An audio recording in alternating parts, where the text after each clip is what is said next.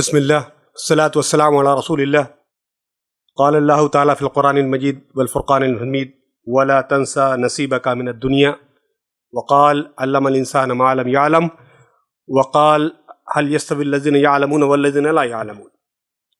मोहतरम ज़िम्मेदारान जमात और अज़ीज़ सामीन, मुसलमान मुल्कों में साइंस और टेक्नोलॉजी, जब कभी इस्लाम, मुसलमान, साइंस, इस तरह के अल्फाज हम सुनते हैं तो दो मंजरनामे, दो पहलू, दो जाविये ये हमारे सामने आ जाते हैं। एक है इस्लाम की गोल्डन एज, जिसमें साइंस और टेक्नोलॉजी में मुसलमानों ने गैर मामूली तरक्की की। तबियात हो, तिब्बियात हो, एहसाइयात हो, हयातियात हो, समाजियात हो, ये तमाम जो बड़ी बड़ी फील्ड्स, ये तमाम जो बड़े बड़े मैदान इल्म के थे, उनमें मुसलमानों ने ग्रीक यानी यूनान, चाइना यानी मौजूदा चीन और रोमन, इसके अलावा हिंदुस्तान, इन तमाम के इल्मी चश्मों से फैज़याब होते हुए बिल्कुल नए अंदाज से साइंस और टेक्नोलॉजी की बुनियाद रखी। वो साइंस और टेक्नोलॉजी की बुनियाद, उसकी बुनियाद में तौहीद थी, उसकी बुनियाद में रिसालत का अब्दी पैगाम था। और ईसाइयत से हटकर इस्लाम ने बिल्कुल नए अंदाज में साइंस को बरता, उसको परखा, उसको संवारा और फिर एक नई साइंस से पूरी दुनिया को मुतारिफ कराया। ये एक मंजरनामा है और इससे कोई इनकार नहीं कर सकता। दुनिया के सारे अहम मुहक्किकीन, दुनिया के सारे गैर मुतासिब मुहक्किकीन, दुनिया के सारे गैर मुतासिब मुअर्रिखीन, दुनिया के सारे गैर मुतासिब पढ़े लिखे लोग, दुनिया के सारे गैर मुतासिब लिखने पढ़ने वाले और जर्नल्स की एडिटरी करने वाले लोग तमाम के तमाम इस बात में मुत्तफिक है कि तकरीबन 7वीं सी करंट एरा से 12वीं सी तक मुसलमानों ने पूरी दुनिया को साइंस और टेक्नोलॉजी के ऐसे उफक दिए जिनके ऊपर खड़े रहकर, ऐसे कंधे दिए जिनके ऊपर खड़े रहकर सारी दुनिया ने, यूरोप ने बतौर ख़ास उस रेनेसां को अंजाम दिया जिसके फल यहाँ बैठकर हम और आप सब अपनी सर की आंखों से देख रहे हैं। ये एक मंजरनामा है। एक दूसरा मंजरनामा भी सामने आता है। एक दूसरा मंजरनामा ये सामने आता है जिसमें हम तमाम मुस्लिम ममालिक को कोसते हैं, ये कहते हैं कि इन्होंने क्या किया, जज़ीरे अय्याशियों के लिए इस्तेमाल किए, पेट्रो डॉलर को ज़मीन में बिल्कुल बेतहाशा उसको समझ लिए नीस्त नाबूद किया, अपनी दौलतों को और अपने पूरे वसाइल को किसी भी साइंस और टेक्नोलॉजी के लिए इस्तेमाल नहीं किया और पूरी दुनिया में आप साइंस और टेक्नोलॉजी के मोहताज खड़े हैं, कासा लेस लेकर के खड़े हैं। ये दो मंजरनामे हमारे सामने आ रहे हैं और ये दोनों मंजरनामे अपने एतबार से दुरुस्त हैं। हम इनमें से किसी एक को दुरुस्त, दूसरे को सही ये ठहराने नहीं आए। हम तो एक मौके की हैसियत से आपको ये बताना चाहते हैं कि दोनों मंजरनामे अपनी असल के एतबार से ज़मीनी हैं। ये हुआ है, माजी में हमने एक शानदार रिवायत कायम की और हाल में हम उस रिवायत को कायम नहीं रख सके। इस दोनों के दरमियान एक मुहक्किक के लिए एक पैसेज है, मैं आप तमाम को उस पैसेज से गुजारना चाहता हूं।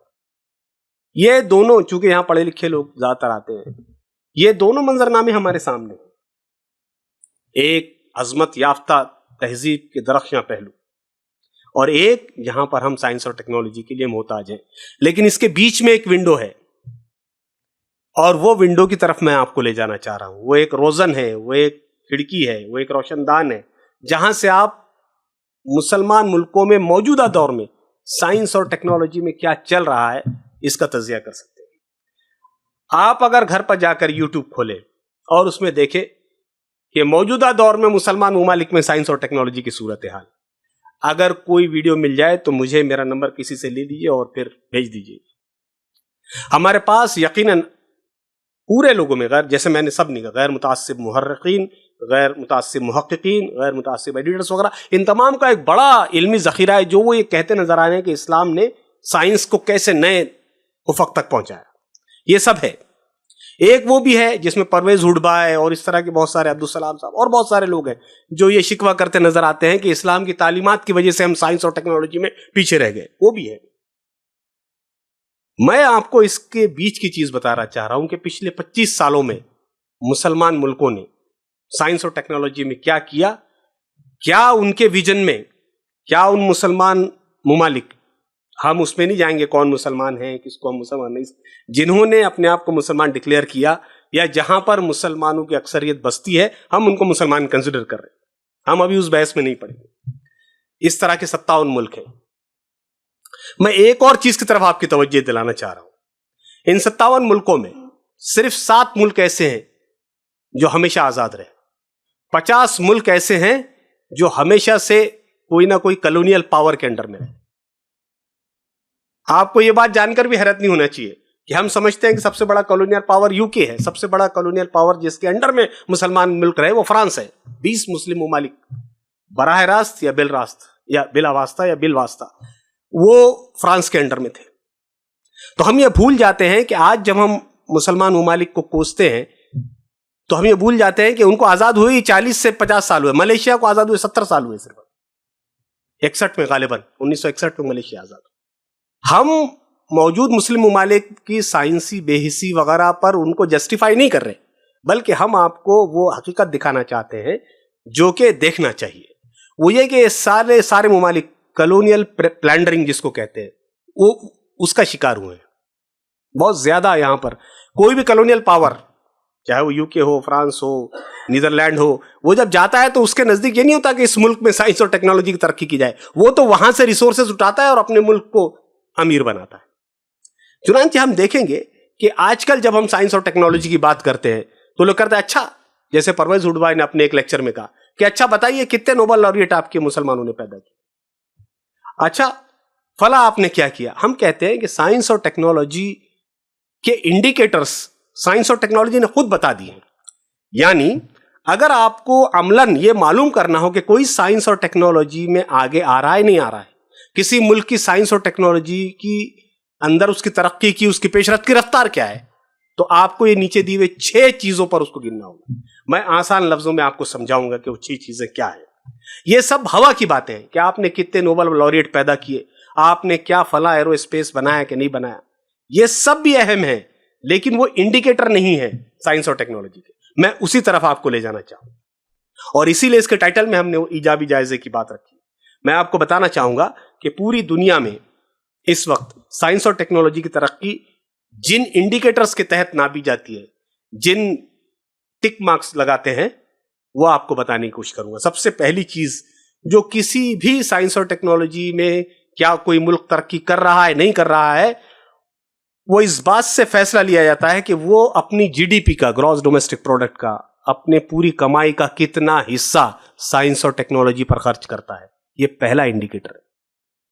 पहला इंडिकेटर है कि कोई भी मुल्क अपनी जीडीपी का कितना हिस्सा साइंस और टेक्नोलॉजी पर खर्च करता है, पहला इंडिकेटर। दूसरा इंडिकेटर है कि फी 10 लाख आबादी पर उस मुल्क के पास कितने साइंसदान हैं, दूसरा इंडिकेटर। तीसरा इंडिकेटर है कि international peer reviewed index high impact factor journals में वो कितने पेपर छापता है। अब आपको अगर ये समझ में ना आ रहा हो तो मैं बताऊं कि बैनुल अक़वामी सतह पर जैसे हमारे जरायद और रसायल होते हैं, ये नहीं, बैनुल अक़वामी सतह पर कुछ मारूफ स्टैंडर्ड्स, मारूफ पब्लिकेशंस ने एक तरीका बनाया है किसी भी रिसर्च को जज करने का, कि कोई भी रिसर्च क्या वो वाकईतन रिसर्च छपने लायक है कि नहीं है, उसको कहते हैं international peer reviewed index journal, है ना। तो ये एक तीसरा तरीका है कि उस मुल्क ने एक साल में, दोनों भी है, फीकस आबादी पे कितने, फी 10 लाख आबादी पे कितने पेपर छापे और टोटल कितने पेपर छापे, ये तीसरा इंडिकेटर है। चौथा इंडिकेटर है पेटेंट की तादाद, यानी जो कुछ भी साइंस के जरिए उस मुल्क के साइंसदानों ने दरियाफ्त किया, क्या वो उसको एक यूनिक हैसियत में, एक ऐसी हैसियत में जिसमें कि वो टेक्नोलॉजी में कन्वर्ट हो सकता है कि नहीं, वो मालूमात वो टेक्नोलॉजी में कन्वर्ट हो सकती है कि नहीं, उस क्या वो पेटेंट कितने हैं, वो नंबर्स कितने हैं। जैसे जब देखा गया कि भाप, जो चाय की केतली में जब भाप होती है तो थोड़ी सी उसकी ढक्कन ऊपर उठता है, ये एक प्रूफ ऑफ प्रिंसिपल है कि भाई भाप जो है वो इतनी कुव्वत रखती है कि ढक्कन को उठा सके, लेकिन उससे क्या इंजन बनाया जा सकता है, तो भाप से कुव्वत होकर ऊपर उठना, इस प्रिंसिपल को लोगों ने पेटेंट किया कि इसके जरिए से कुछ मशीन बनाएंगे हम आगे, है ना, तो इसको पेटेंट कहते हैं। ये चौथा है। और पांचवा इंडिकेटर है टेक्नोलॉजी की पैदावार, यानी जो कुछ भी उस मुल्क के साइंसदान हैं, क्या वो अलग अलग टेक्नोलॉजी, जैसे ज़राई टेक्नोलॉजी, खेती के नए तरीके, बायोटेक्नोलॉजी यानी जरासीम के जरिए से बेहतर दवाएं बनाना या बेहतर कोई तरीका इजाद करना, अच्छे से अच्छा और कोई यानी खाद बनाने की कोशिश करना, ये बायोटेक्नोलॉजी। यानी जो कोई भी साइंस हो रही है उसके जरिए से टेक्नोलॉजी कितनी बनेगी, ये एक छठा इंडिकेटर है। आप इन 6 इंडिकेटरों पर पूरे दुनिया को इंक्लूडिंग यूएस, यूरोप और मुस्लिम दुनिया सबको जज कर सकते हैं और उसके बाद आप बोल सकते हैं कि यस, ये देखिए ये सूरत हाल है। अब इसके तहत जब मैंने तहकीक शुरू की तो ये एक मुश्किल मरहला था बहरहाल, लेकिन अल्हम्दुलिल्लाह मैंने कोशिश की। आप देखिए, अगर हम सबसे पहले इन 6 इंडिकेटर्स को अलग अलग मुल्कों में देखते हैं, देखिए इस वक्त मैंने जैसे कहा कि 57 कंट्रीज हैं। इस वक्त 57 कंट्रीज में कुछ बहुत छोटे हैं, बहुत छोटे हैं कुछ, और कुछ ठीक ठाक है और कुछ एवरेज साइज है। सबसे बड़ा मुस्लिम मुल्क आप जानते हैं आबादी के एतबार से, वो इंडोनेशिया है ना। तो हमने क्या किया कि यहां पर कुछ मुल्क ले लिए। मैंने इंडोनेशिया, मलेशिया, तुर्की और ईरान, ये आसानी के लिए, बाकी तमाम का भी डेटा मौजूद है, लेकिन जाहिर सी बात है वो 30-35 मिनट में उसको समेटना मुश्किल है, उसका डेटा मौजूद है। हमने इन 6 इंडिकेटरों पर देखा कि क्या 20-25 सालों में 2000 के बाद से मुस्लिम ममालिक में साइंस और टेक्नोलॉजी की रफ्तार क्या क्या रही। इससे जो सूरत हाल बन के सामने आती है वो मैं एक एक करके आपके सामने रखूंगा और कोशिश करूंगा और आपकी तवज्जो भी चाहूंगा कि आप सुने। फॉर एग्जाम्पल, जैसे आप इंडोनेशिया को ले, जाहिर सी बात है जब भी हम साइंस और टेक्नोलॉजी का नाम सुनते हैं तो हमको लगता है कि यार सबसे आगे यूएस है, उसके बाद यूके है, फिर फ्रांस है, नीदरलैंड है, जर्मनी है, हॉलैंड है ना, फलाना। लेकिन आपको हैरत होगी कि पूरी दुनिया में 200 के करीब ममालिक में ग्लोबल इनोवेशन इंडेक्स एक होता है, यानी आप नुदरत के साथ नई नई टेक्नोलॉजी क्या बना रहे हैं उसकी पूरी रैंकिंग होती है। ये वीपो एक ऑर्गेनाइजेशन है, वो करती है। वीपो, ये पूरे दुनिया के लोग इसको मानते हैं। उनके मुताबिक इंडोनेशिया इस वक्त पूरी दुनिया में 55वें रैंक पे है, 55। ये ठीक ठाक अचीवमेंट है हम समझते हैं, क्योंकि 2000 से पहले तक वो तकरीबन 160 पता नहीं कहां पड़ा हुआ था, कोई पहचानता नहीं। ये सिर्फ 25 सालों में पहला इंडिकेटर। एक और बड़ी हैरत अंगेज चीज जो इंडोनेशिया ने की, उन्होंने ये किया कि जो इंटरनेशनल इंडेक्स रिव्यू पेपर्स होते हैं, जिसे मैं बताता रहता हूं, वो पब्लिकेशन 3 गुना बढ़ गए उनके, 3 गुना। और ये मैं साइंस और टेक्नोलॉजी की बात कर रहा हूं, जो समाजियात वगैरह जो ह्यूमैनिटीज है उसकी बात नहीं। तो 3 टाइम्स पब्लिकेशन आउटपुट बढ़ना, ये बड़ी अहम बात है, इसको लाइट नहीं लिया जा सकता। आपको ये बात जान के हैरत होगी कि इस वक्त चाइना ने यूएस को बीट कर दिया है in terms of net numbers of papers. ये जो हमारे फील्ड के लोग होंगे जो लिखते पढ़ते रहते होंगे, स्टूडेंट्स भी हैं, उनको लिए ये बात मालूम होगी। उनको पहली बार तारीख में, मालूम तारीख में, जो इधर की 250-300 साल की तारीख है, उसमें चाइना ने अमेरिका को आउट कम्पीट कर दिया international index peer review papers में। ये तो इंडोनेशिया इस जमाने में कह सकते हैं कि 3 टाइम्स उसने कर दिया, और इसका प्रोजेक्शन काफी ज्यादा है। एक और अहम बात इंडोनेशिया की साइंस और टेक्नोलॉजी में देखने को मिलेगी कि वो मटेरियल साइंस पे बहुत ज्यादा काम करते हैं। मटेरियल साइंस यानी ये तमाम मटेरियल जो है ना, ये आप देख रहे हैं, ये सब, इसके अंदर की हीट बहुत है, ये मटेरियल खास अंदाज से बनाया गया, वरना फट जाएगा। ऐसे जो बड़े बड़े अंतरिक्षयान जिनको कहते हैं, वो जिस मटेरियल से कोट होते हैं, बनते हैं, वो अलग किस्म के मटेरियल होते हैं। उसमें इंडोनेशिया बहुत तेजी से काम कर रहा है। एक और इंडिकेटर है जो कि मैंने कहा भी, टेक्नोलॉजी की एक्सपोर्ट कितने करता है। तो इस वक्त इंडोनेशिया अपनी टोटल जो एक्सपोर्ट है उसका 3.7 हाई कंडेंस टेक्नोलॉजी, जो हाई रेटेड टेक्नोलॉजी है, वो करता है। यानी ये इटसेल्फ एक बड़ी बात है, क्योंकि इंडोनेशिया आप जानते हैं जब से वहां इस्लाम पसंद हुकूमत आई, उसके बाद जो कुछ हुआ, उसके बावजूद उनका एक्सपोर्ट ठीक ठाक है। बाज मुहक्किकीन ये कहते हैं कि साइंस और टेक्नोलॉजी को देखने में एक चीज ये भी देखनी चाहिए साइंस और टेक्नोलॉजी की तरक्की में, कि क्या उस मुल्क के पास कोई अपना विजन है। तो 57 मुल्कों में से तकरीबन 35 मुल्क ऐसे हैं जिनके पास अब से 20 साल का साइंस और टेक्नोलॉजी की वो तैयार है कि वो कहां जाना चाहते हैं। ये इटसेल्फ एक अच्छा इंडिकेटर माना जाता है किसी भी मुल्क की साइंस और टेक्नोलॉजी के प्रोडक्शन। ये बात हुई इंडोनेशिया की। मलेशिया, मलेशिया एक अहम मुल्क है। आप जानते हैं मुसलमान आमतौर पर, खास तौर पे जो इस्लाम पसंद लोग हैं, उनके लिए मलेशिया एक बहुत पुरुम्मीद तजर्बा है और उसकी तरफ देखते हैं। मलेशिया में पिछले 20 सालों में जो नॉलेज आउटपुट है वो ट्रिपल हो गया है, ट्रिपल हो गया है। एक और बारीक बात है इसके अंदर कि आमतौर पे क्या होता है, जैसे सऊदी अरब है या कतर है या दुबई है, यहां के लोग क्या करते हैं, अमेरिका, नीदरलैंड, जर्मनी, हॉलैंड, यहां के ऑथर्स के साथ कोलैबोरेट कर लेते हैं यानी, और अब जाहिर सी बात है उनके तागे डोरे बड़े होते हैं तो फिर वो पेपर छपना, पेपर मिल उसको कहते हैं वो, और नई नई टेक्नोलॉजी बनना ये आसान हो जाता है।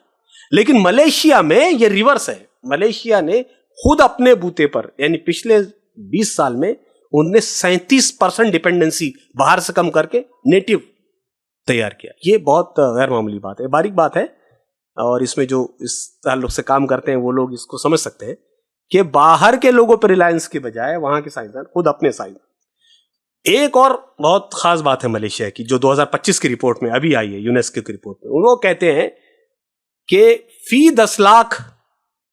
10 लाख आबादी पर कितने साइंसदान आपके पास है। जैसे मैंने बताया आपको, ये एक इंडिकेटर है, 6 इंडिकेटरों में एक इंडिकेटर है कि फी 10 लाख आबादी पर आपके पास कितने साइंसदान हैं। ग्लोबल एवरेज 1297 साइंसदानों का है, यानी 1297 साइंसदान, और मलेशिया के पास इस वक्त फी 10 लाख आबादी का 2397 है, जो कि पूरे रीजन में सबसे टॉप पर है। यह बहुत बड़ी बात है। ग्लोबल एवरेज क्या है, उसमें अच्छे कंट्री, बड़े country, middle income, high income, so called knowledge economies, ये सब शामिल हैं ग्लोबल। तो ग्लोबल एवरेज कितना है, तकरीबन 1300। मलेशिया के पास 2397 है, जो कि ऑलमोस्ट 1.5 बल्कि डबल की तरफ जा रहा है ना। तो ये बहुत अहम चीज है। एक और बड़ी अजीब बात आप देखेंगे कि साइंस और टेक्नोलॉजी के पैरामीटर्स में खाम माल कौन है। खाम माल हमारे बीएससी, एमएससी और पीएचडी किए हुए ग्रेजुएट्स हैं। बीएससी वाले ग्रेजुएट्स, और यूएस की टर्मिनोलॉजी में पीएचडी वालों को भी ग्रेजुएट कहते हैं। तो बीएससी, एमएससी और पीएचडी करे हुए लोग कितने हैं पूरी दुनिया में? आबादी के तनासुब के एतबार से मलेशिया नंबर 1 पे है पूरी दुनिया में साइंस और टेक्नोलॉजी ग्रेजुएट पैदा करने को। अब क्या मलेशिया इसको टर्न कर सकेगा एक नॉलेज इकोनॉमी बनने में? यह एक दूसरी बहस है, हम उस पर आएंगे आखिरी में कि क्या क्या चीजें होती हैं। लेकिन मलेशिया इस वक्त पूरी दुनिया में साइंस और टेक्नोलॉजी ग्रेजुएट पैदा करने वाला, सबसे ज्यादा पैदा होने वाला मुल्क है। यह एक बहुत है। एक और चीज जो साइंस और टेक्नोलॉजी के हवाले से आजकल पूरी दुनिया में छाई हुई है, वो आपने भी सुनी होगी, वो ग्रीन एनर्जी है ना। ग्रीन एनर्जी है और बायोडिग्रेडेबल्स है ना। पूरी दुनिया इस वक्त कोशिश कर रही है कि प्लास्टिक का मुताबादिल निकाले। इसी तरह आजकल एक नया आर्टिफिशियल इंटेलिजेंस आ गया है, आपने भी देखा होगा। मलेशिया ने इन तमाम चीजों में यानी बायोडिग्रेडेबल्स, नैनो टेक्नोलॉजी और आर्टिफिशियल इंटेलिजेंस में सिर्फ 2011 से 2019 8 साल के बीच तकरीबन 20,000 से ज्यादा पेपर लिखे गए मलेशिया, जो कि किसी भी बड़े यूरोपियन उस साइज की इकोनॉमी के 1.5 पट है।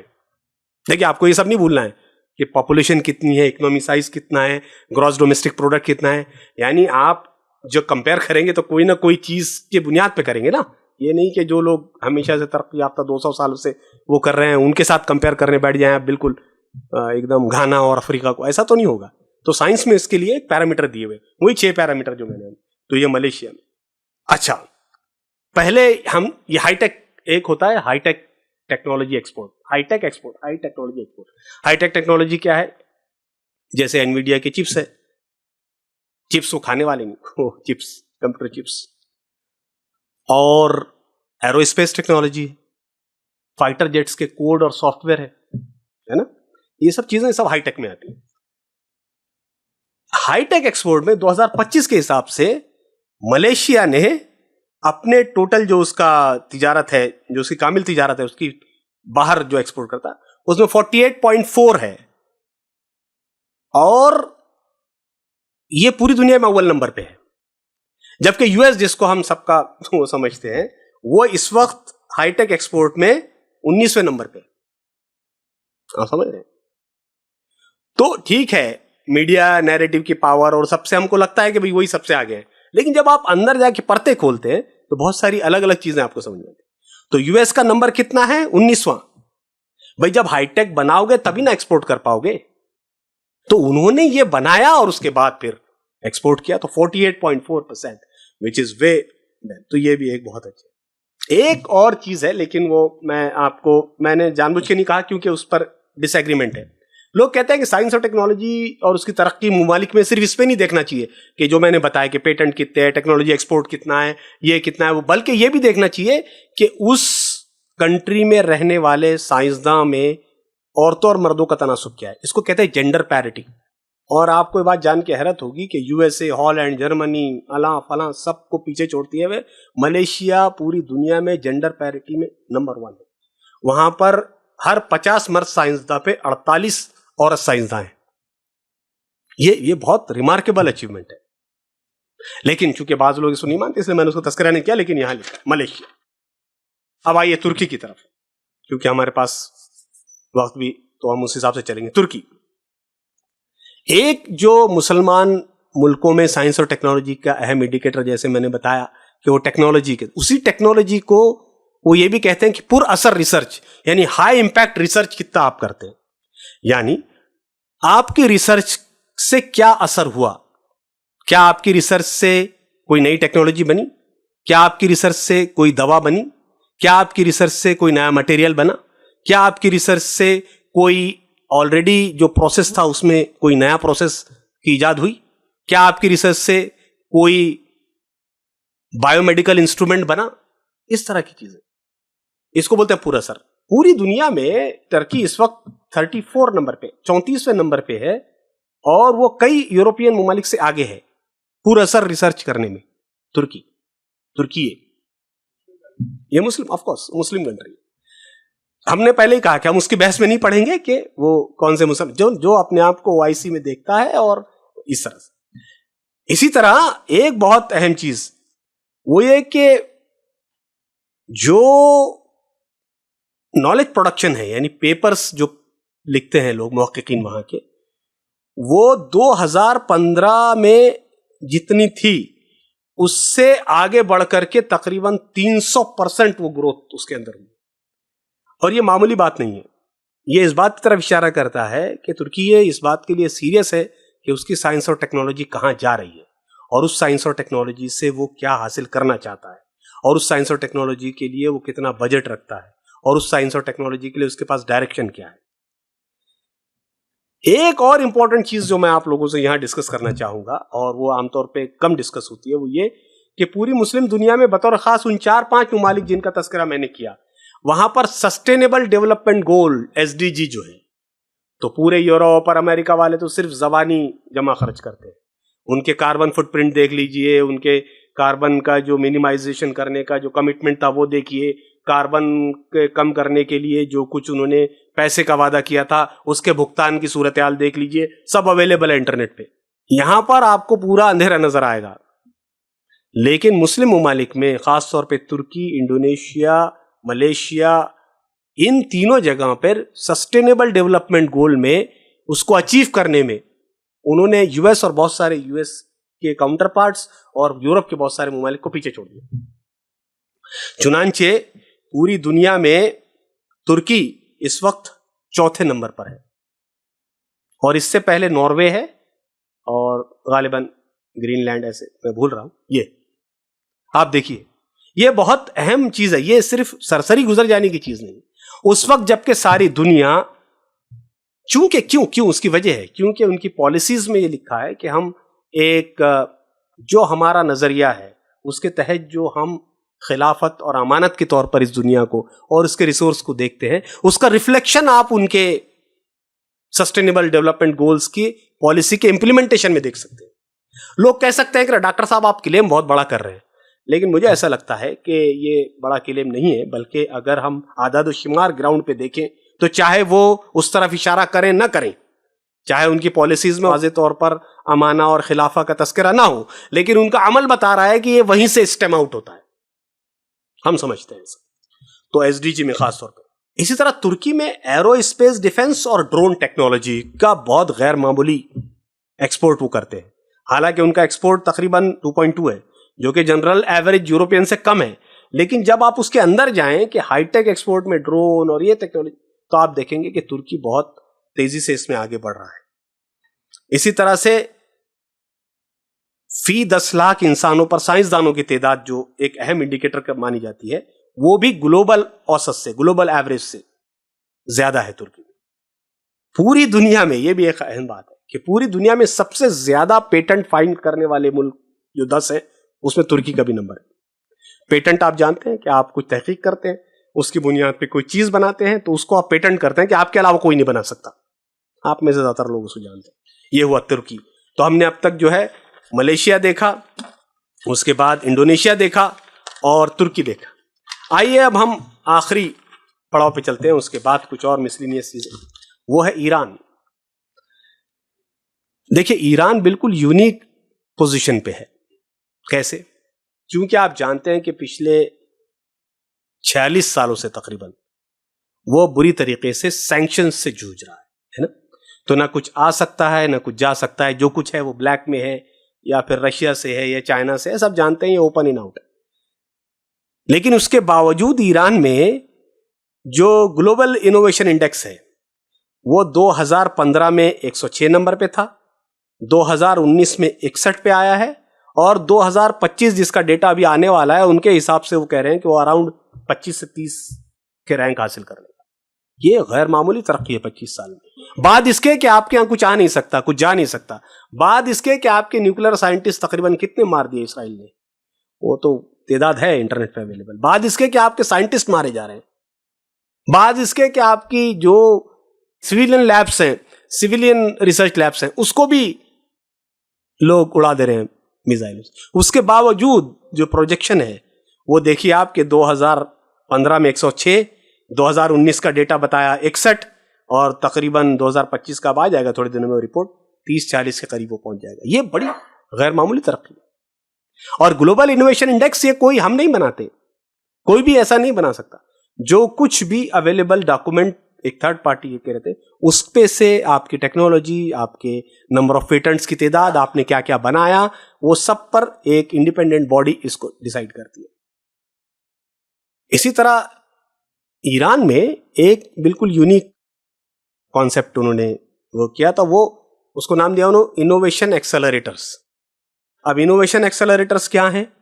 इनोवेशन एक्सेलरेटर्स दरअसल वो अलग अलग लैब्स हैं जहां पर सीनियर साइंसदानों की तरबियत में जूनियर साइंसदान नए नए किस्म के प्रोडक्ट बनाएंगे। वो डिफेंस से रिलेटेड हो सकते हैं, नैनो टेक्नोलॉजी से रिलेटेड हो सकते हैं, मेडिकल डिवाइसेस हो सकती हैं, प्रोस्थेटिक्स हो सकते हैं, जो कि कोई भी आज़ा को बनाते हैं, प्रोस्थेटिक्स हो सकते हैं, बायोटेक्नोलॉजी से रिलेटेड हो सकते हैं, नैनो टेक्नोलॉजी से, ये सब। तो इन्होंने अभी पिछले 4 सालों में इतनी हालात जो भी खराब हो जाए, उसके बावजूद 49 नए इनोवेशन एक्सेलरेटर्स बना दिए, जो अपने आप में एक बहुत बड़ी वो मानी जा रही है, जो कि सो कॉल्ड डेवलप्ड कंट्रीज हैं उनके मुकाबले भी बहुत ज्यादा है। तो ये भी एक है। इसी तरीके से ईरान के हवाले से ये बात भी है कि जो मिलिट्री और ड्रोन टेक है उसके अंदर उसके चूंकि वो आदाद शुमार देते नहीं है बाहर, तो ये वीपो का कहना है कि जो गो के हमारे पास वो नहीं है, उसके बावजूद ईरान के जो मिलिट्री टेक और ड्रोन टेक में वो काफी आगे बढ़ गया है। इसी के साथ साथ जो लेटेस्ट कल ही की एक रिपोर्ट भी है जो एआई यूजेज पर है, जो ईरान अपना खुद एआई के तौर पे जो वो काम कर रहा है। तो ये तमाम चीजें जो है इस बात की तरफ इशारा करती हैं। 20-25 मैंने आपको गिनाया। अच्छा, आप कहेंगे डॉक्टर साहब ये तो आपने दिखते दिखते बता दिए, अभी बाकी 50 का क्या? तो हर एक का अपना अपना वो है। देखिए, ये बात तो दुरुस्त है कि पूरे 57 कंट्रीज में से बहुत ज्यादा कंट्रीज का डेटा भी अवेलेबल नहीं है, और बहुत सारे कंट्रीज के पास तो अभी अपनी साइंस और टेक्नोलॉजी की पॉलिसी भी नहीं है। लेकिन इसके बावजूद ये जितने मुल्क मैंने आपको गिनाए वो बिल्कुल एक दूसरे तरह का इशारा दे रहे हैं, बिल्कुल एक अलग अंदाज का इशारा दे रहे हैं। अभी जंग शुरू होने से पहले तक यूनाइटेड अरब एमिरेट्स में पूरी दुनिया में साइंस और टेक्नोलॉजी का कि जब ये निकालेगी कि भाई साइंस और टेक्नोलॉजी के लिए जो माहौल प्रोवाइड किया जा रहा है, देखिए साइंस और टेक्नोलॉजी हवा में नहीं होती, उसके लिए एक माहौल बनता है ना। वो माहौल में पूरे लोग फ्री फ्रैंक आते हैं, अपने अपने तरीके से तजर्बे करते हैं, हुकूमत का कम से कम दखल होता है। उस हिसाब से जब रैंकिंग की गई तो पूरी दुनिया में साइंस और टेक्नोलॉजी के इदारों के हिसाब से 7th है, 7वें नंबर पे यूएई, यूनाइटेड अरब एमिरेट्स। हम अभी उनसे उससे इत्तेफाक करें ना करें वो एक अलग चीज़ है, लेकिन उन्होंने साइंस और टेक्नोलॉजी को नॉलेज बेस्ड इकोनॉमी बनाने के लिए उनके कंट्री को तेल पे तो नहीं है, वो लोग ज़्यादातर सयाहत पे हैं यानी टूरिज्म पे हैं, तो उससे हटाने के लिए उन्होंने बहुत सारे कदम उठाए हैं। तो वहाँ जो हमारे दोस्त काम करते हैं साइंस सेक्टर में, वो कह रहे हैं कि बहुत ज़्यादा अभी जंग से पहले तक बहुत ज़्यादा ओपन था, बहुत ज़्यादा फंड फ्लो हो रहे थे, सिंपल प्रोजेक्ट्स के लिए भी बहुत अच्छे फंड आते थे। तो कहने का मतलब पूरी दुनिया में यूएई साइंस और टेक्नोलॉजी इदारों के हिसाब से 7th है। और इंफ्रास्ट्रक्चर यानी साइंस और टेक्नोलॉजी करने के लिए देखिए सिर्फ लैब नहीं लगती, लोगों को ये लगता है वो एक लैब में हम लोग जाते हैं, लैब के अलावा पूरी दुनिया होती है उसके अंदर, उस 4 दीवारी में, उसको इंफ्रास्ट्रक्चर बोलते हैं। वो साइंस और टेक्नोलॉजी का इंफ्रास्ट्रक्चर, वैसे कटिंग एज मशीनें, वैसे कटिंग एज कंप्यूटिंग पावर, वैसे कटिंग एज एनालिटिकल टूल्स, वो सब बनाने होते हैं। वो सब के लिए पूरी दुनिया में यूएई 9th रैंक पे है, जो कि 200 कंट्रीज में 9th रैंक बहुत अच्छा माना जाएगा हमारे हिसाब से। इसी तरह किंगडम ऑफ सऊदी अरबिया, वहाँ हमको भी काम करने का मौका मिला। वहाँ एक आया था कि इंफॉर्मेशन कम्युनिकेशन टेक्नोलॉजी का इस्तेमाल पूरी दुनिया में सबसे पहले नंबर पे सबसे ज्यादा करने वाला सऊदी अरबिया है। ये बात सही है कि वो पैसा लेके खरीदते हैं, खुद की नहीं बना रहे हैं, लेकिन इस्तेमाल बजाय खुद, उस पर वो भी एक रैंकिंग का इंडिकेटर है, तो पूरी दुनिया में सबसे ज्यादा है। और जो डीसैलिनेशन और पेट्रोलियम रिलेटेड रिसर्च है, उसमें तो बहुत सारे नाम निहात तरक्की ममालिक से बहुत आगे। डीसैलिनेशन आप जानते हैं, समंदर के पानी को मीठा पानी बनाने की कोशिश करना। तो डीसैलिनेशन और पेट्रोलियम, चूंकि उनके यहाँ बहुत बड़ी पेट्रोलियम इंडस्ट्री है, उसमें जो तहकीक हो रही है वो काफी बहुत मतलब कई बड़ी। आपके लिए एक बड़ा अजीब डेटा मैं दूं कि जो मराकश है, मोरक्को, हम तो लोग बहुत सारे लोग, अंग्रेज लोग खास तौर पे जानते भी नहीं, लेकिन जो मराकश है वो हाईटेक मैन्युफैक्चरिंग में पूरी दुनिया में 12वें नंबर पे आ गया है। अब ये बड़ी अजीब बात है, मोरक्को, मराकश पूरी दुनिया में 12वें नंबर पे। इसी तरीके से ट्यूनीसिया है। आपको ये बात जान के हैरत होगी कि ट्यूनीसिया अपने पॉपुलेशन के एतबार से, जितनी छोटी सी उसकी पॉपुलेशन है, उसमें साइंस ग्रेजुएट और इंजीनियरिंग ग्रेजुएट पैदा करने में दूसरे नंबर पे आ गया। पहले नंबर पे मलेशिया, दूसरे नंबर पे ट्यूनीसिया। तो ये जो चीजें हैं ये कुछ है, और भी बहुत सारे हैं, बहुत सारे ममालिक में बहुत सारी चीजें हो रही हैं। आप ये कहेंगे कि फिर ठीक है साहब, अगर ऐसा है तो फिर थोड़े दिनों के बाद सब कुछ दिखना चाहिए। हमारे ख्याल में जब तक ये 6 फैक्टर्स मुस्लिम ममालिक नेविगेट नहीं कर लेंगे, मैं 6 फैक्टर गिनाऊंगा आपको, तब तक हम किसी साइंटिफिक रेनेसॉन्स की उम्मीद कम कर सकते हैं। वैसा डोमिनेंस जैसा कि आजकल के यूरोपियन कंट्रीज में दिखता है या हम यूएस के हिसाब से देखते हैं, 6 फैक्टर्स है। मैं समझता हूं पहला ये है, वो ये कि साइंस और टेक्नोलॉजी के लिए सियासी क़यादत सीरियस रहे। साइंस और टेक्नोलॉजी के लिए सियासी क़यादत सीरियस रहे। वो माने इस बात को कि अगर हमको नॉलेज इकोनॉमी बनना है, अगर हमको ऑयल डिपेंडेंसी से आगे जाना है, अगर हमको कॉलोनियल पावर्स के पंजे से मुकम्मल तौर पर आज़ाद होना है, अगर हमको इस दुनिया में साइंस और टेक्नोलॉजी के हवाले से, इनोवेशन के हवाले से कुछ कारहाय नुमाया अंजाम देना है, तो उनकी जो पॉलिटिकल लीडरशिप है उसको बहुत सीरियस रहना पड़ेगा इसको लेकर, पहली चीज। दूसरी, अवाम में बेदार मगज़ी बाकी रहे और मुल्क की तामीर का जज्बा बाकी रहे। ये बात समझने की है कि किसी सियासी क़यादत, चाहे जितना आपके पास पैसा हो, वो उस वक्त तक साइंस और टेक्नोलॉजी के बामे उरूज पर नहीं पहुंच सकता जब तक कि अवाम के अंदर साइंस और टेक्नोलॉजी के लिए एहतराम, उसकी अहमियत, साइंसदानों को उस तरह की इज्जत देना, साइंसदानों को उस तरह के वसाइल फराहम करना, जब तक इसके लिए अवाम मुतवज्जे न हो, अवाम फोकस न रहे, ताकि जब सियासी क़यादत का ध्यान हटे, तवज्जो हटे, तो अवाम उनको सीधा कर दे। तो ये दूसरा सबसे अहम मैं समझता हूं फैक्टर रहेगा, अवाम में बेदार मगज़ी बाकी रहे और मुल्क की तामीर का जज्बा बाकी रहे। तीसरा सबसे अहम फैक्टर कि सियासी उथल पुथल ना हो, ऐसी सियासी उथल पुथल जो कंट्री को डीरेल कर देती है। सियासी उथल पुथल रहेगी, चलती रहेगी, लेकिन जो कंट्री को डीरेल कर दे, कंट्री को डीरेल कर दे, अगर ये भी बहुत जरूरी रहेगा साइंस और टेक्नोलॉजी की तरक्की। तीसरी, चौथी सबसे अहम चीज वो ये कि जैसे मामलात ये 20-25 साल में जो पिकअप आया है, जो मोमेंटम आया है, वो इसी तरह से कंटिन्यू होता रहे। थोड़े बहुत अप्स एंड डाउन्स आएंगे, लेकिन अगर ये 20-25 सालों में जो कुछ हुआ है अगर वो इसी तरह से कंटिन्यू होता रहे तो इसके बहुत मुस्बत नताइज हासिल होंगे। और पांचवा, मुसलमान ममालिक में खासतौर पे वो मजहबी क़यादत का सपोर्ट है। ये बात बड़ी अजीब लगेगी, लेकिन मजहबी क़यादत क्योंकि मुसलमानों खास है तरकीब में कौम रसूल हाशिम, खास है तरकीब में कौम रसूल हाशिम। तो हमारा एक मिजाज है, हम उलमाओं की आज भी उतनी इज्जत करते हैं, मजहबी क़यादत को अब भी इस हालात में भी कुछ न कुछ, बल्कि मैं तो समझता हूँ सबसे ज़्यादा फाइनल से उनको हासिल है।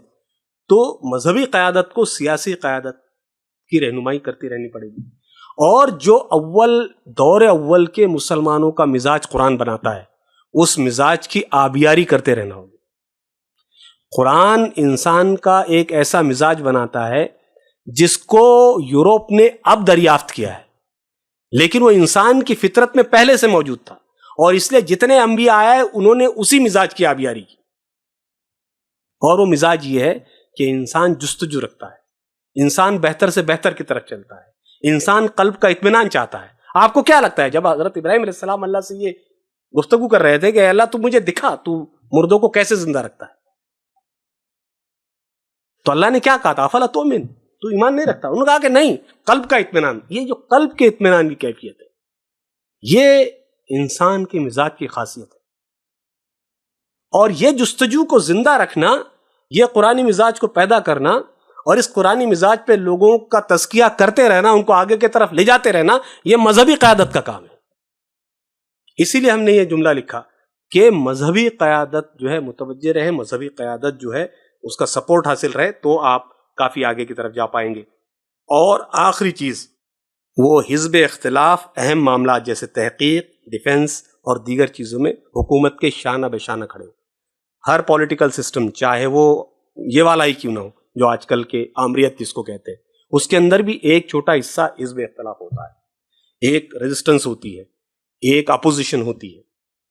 वो अपोजिशन ने हुक्मरान तबके के साथ शाना बशाना खड़ा होना चाहिए, बात जब साइंस और टेक्नोलॉजी की आए, बात जब तरक्की की आए, बात जब टेक्नोलॉजी में नए नए इन्वेस्टमेंट किया है।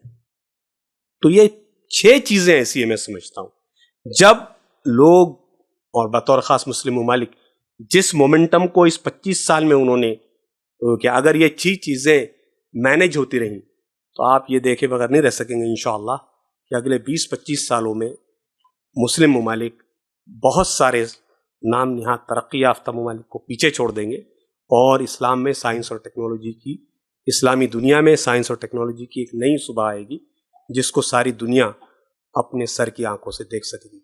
व आखिरु दावाना अल्हम्दुलिल्लाहि रब्बिल आलमीन।